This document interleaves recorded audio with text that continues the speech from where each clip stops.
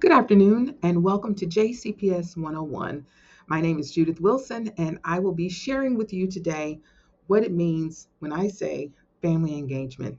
I am the Parent and Family Engagement Specialist for Jefferson County Public Schools, been with the district for all of about 31 years, and in my tenure with JCPS have had the wonderful opportunity to support students and families. And today would like to equip you with some strategies to help you do the same.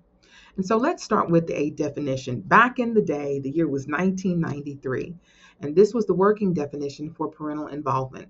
It was defined as any significant member in a child's family being actively involved in or visible in the child's schooling. What that meant was parental involvement meant you showed up to the school, whether it was for open house, whether it was for orientation, whether it was for a sporting event, or if you showed up to parent teacher conference. That meant parental involvement. But we know that with time, things change. And so the definition of parental involvement has also evolved. And so for today, we will discuss family engagement. We've moved from involvement to engagement. We moved from parents to families. And we know that over the last 15 years, the definition of family has evolved as well. But let's look at this definition. Family engagement is a full, equal, and equitable partnership among families, educators, and community partners to promote children's learning and development from birth through college and career. And so when we look at that definition, we know that it is full, it is equal, and it's equitable. And many times we think equal and equitable. Sometimes there might be contention when you look at using it in the same sentence. But we know that with this definition, it is both equal and it is both equitable at the same time. And this support for family engagement, it's a three-legged stool. It's not just on you as a teacher to support the children's learning, but it also puts responsibility on families and also engages the school's community, the community around that student as well, to promote the child's learning. Now, we know that learning, it's not just reading, writing, and arithmetic. We know that children learn not just in the four walls of the classroom, but they learn on the weekends. They learn on their T-ball teams. They learn at Girl Scouts. They learn in their houses of faith. They are constantly learning. And it's not just starting in kindergarten, but it's birth through not just 12th grade, but it's through college and career. So this is a full definition that we're using when we're looking at family engagement. And so you may think to yourself, family engagement, why does it matter? Why is it important? I haven't heard about it before. I've heard of parental involvement, but family engagement, why is this important? Well, as you can see on the screen, when family engagement is done right, that's the caveat. When family engagement is done right and done appropriately, we see an increase in attendance. We see an increase in sense of belonging. Both those are tied together. Okay, so when students feel like they belong, when families feel like they belong, they're part of the family of the school that their child attends. There's a sense of belonging. With that increase in sense of belonging, then you've got an increase in attendance where students want to come to school. And when students want to come to school, that's more seat time. That's more time in the seat receiving the instruction. So you're going to get an increase in academic achievement. You're going to get an increase in those MAP scores and those formative assessments. Okay. You're also going to see an increase in graduation rates. And what I like about it for teachers are these last two. You're going to see a reduction in behavior incidents, and you're going to see an increase. The latest research with authentic family engagement and with it done correctly, you're going to see an increase in teacher retention and teacher satisfaction. Why? Because you've got the support of a family at home. So when things are taking place, you're working in partnerships with the families that your students come from to make sure that students have all the supports they need, not just for the time that they're in your class for 60 or 90 minutes or for the entire school day, but also when they go home. What can you do right now?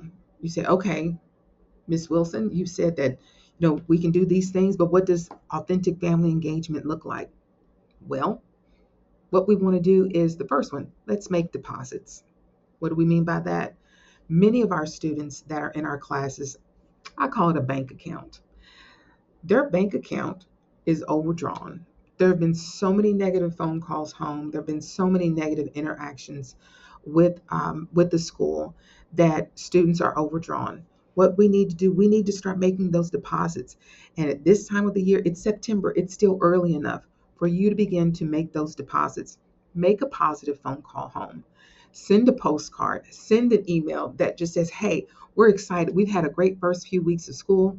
I'm excited that your child is in my class. You're making those positive deposits because we know that there may eventually become a time where you're going to have to make a withdrawal. And so we want to make sure that with your relationship with the family, that you're able to make a withdrawal when you need to. Okay.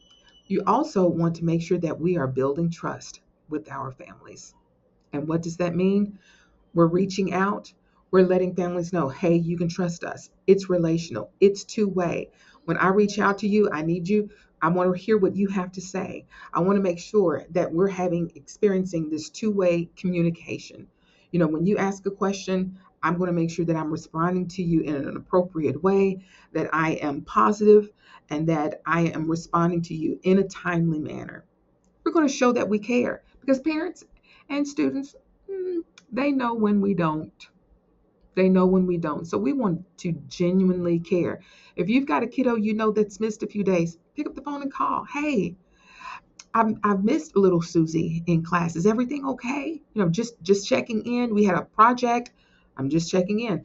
So and so has missed my class a couple of days and it's starting to affect their grade. Is there anything that you need? Is there anything that the school can do? Just showing that we genuinely care. Okay.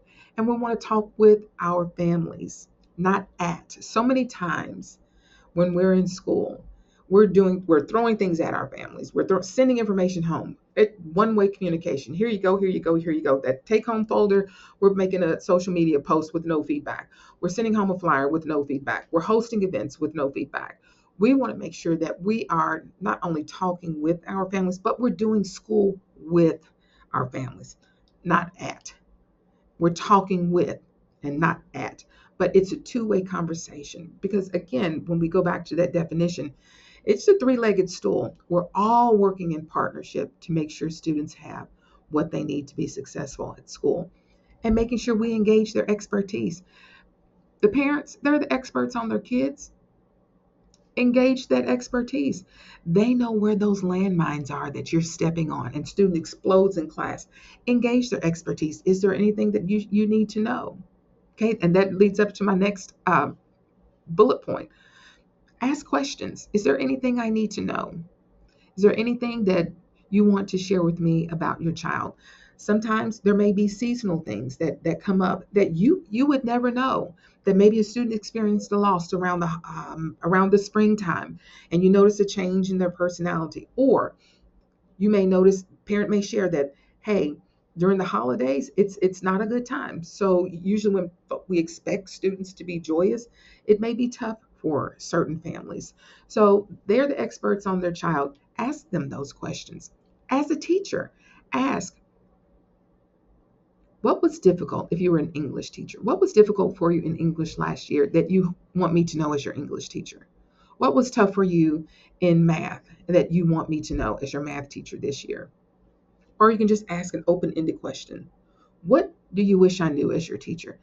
So much information you can find out just by asking that one question.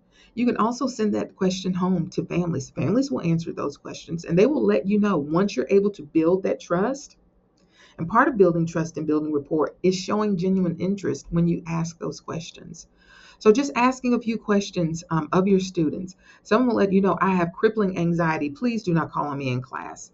Or when I go home, I take care of siblings. Or on the weekend, I have a job.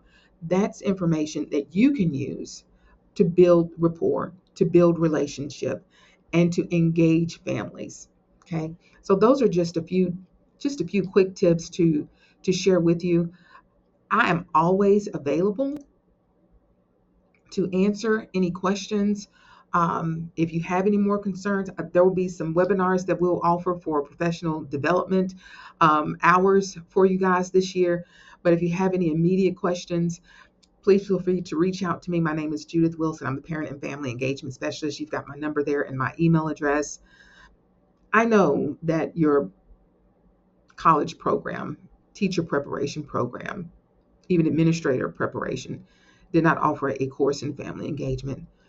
So I'm here for you. In the event that you do need me, please feel free to reach out. I hope I've given you some tidbits to use here at the beginning of the year. Uh, Some of you guys, I may see you again mid-year. You may even see me pop up at your school. But until then, if you need me, please feel free to reach out. Thank you so much.